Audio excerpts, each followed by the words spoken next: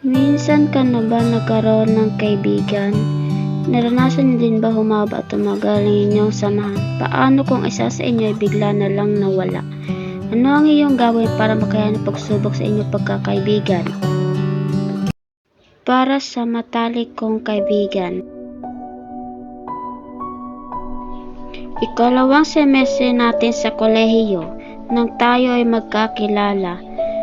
Akala ko ay masungit ka, iyon pala ika'y mabait. Nang tumagal,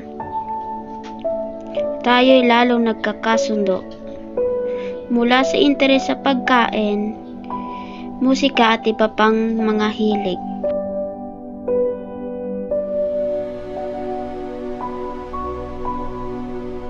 Sobrang saya ko sa tuwing tayo'y magkasama.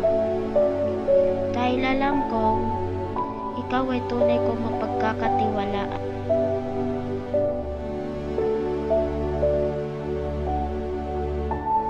Salamat dahil naging karamay kita sa kasiyahan at kalumbayan. Salamat dahil minahal mo ako at tinanggap bilang tunay na kaibigan.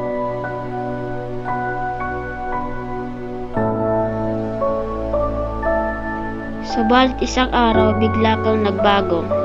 Nawala ang masigla mong ngiti at parati ka nang malungkot.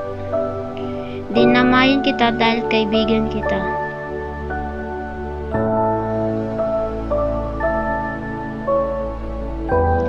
Dumaan pa ang ilang araw. Palayo na palayo ang kalooban mo sa akin.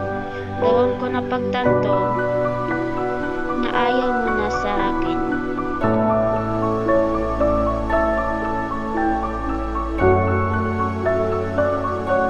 Ako'y napighati, puso'y nawasak. Mas masakit pala kapag kaibigan ang nawala.